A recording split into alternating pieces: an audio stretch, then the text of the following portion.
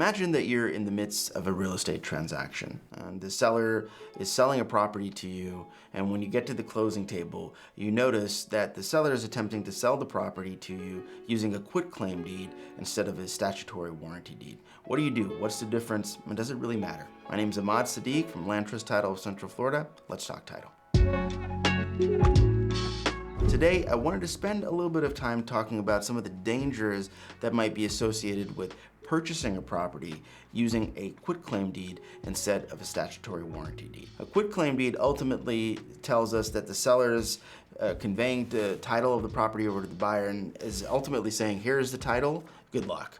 We're not warranting anything. We're not saying that we've done any due diligence, and once the property is yours, any issues that might come up, those are yours to deal with as the buyer. So in order to understand the potential consequences of utilizing a quitclaim deed as opposed to a statutory warranty deed, I wanted to spend some time today talking about the 5 warranties that are inherent in a statutory warranty deed, what they mean and how they protect the transaction and the buyer as well. So the first warranty is ultimately the seller is warranting that they are the sole owner of the property, meaning that there's no other entity or individual that's out there that has an interest in the property, so that once the buyer actually receives title to the property, no one is going to come out of the woodworks and say they actually still have an interest in the property, and that needs to be extinguished, whether that's through actually paying that person off or some kind of a legal proceeding.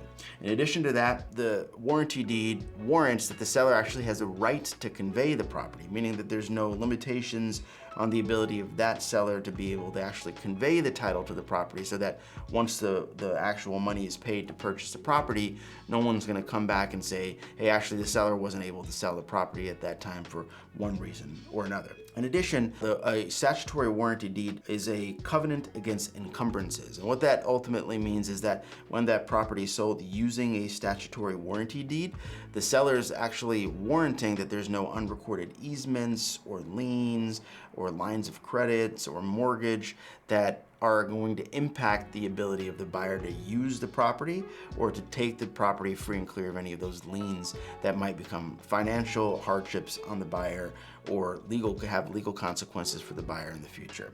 Additionally, the seller is warranting and giving a covenant of quiet enjoyment, which ultimately means that the buyer won't be impacted by any kind of title defects that are associated with the property.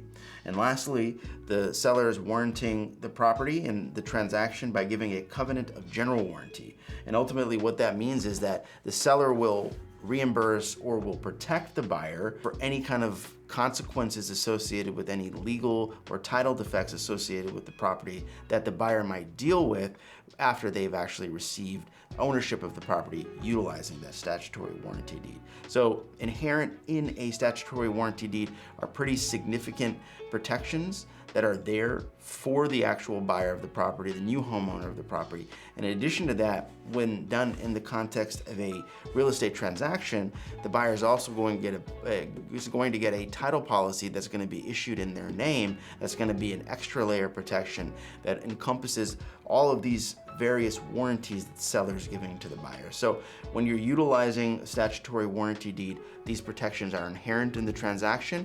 And when you attempt to close a transaction using a quitclaim deed, ultimately what you're saying is that you're fine as a buyer purchasing a property without any of these warranties in the transaction protecting you for anything that might happen related to your legal ownership of the property. So if you're in the midst of a transaction and you've received a quitclaim deed as the deed used to close the transaction on, give us a call. We'd be happy to help here at Landtrust Title of Central Florida. We look forward to working with you guys.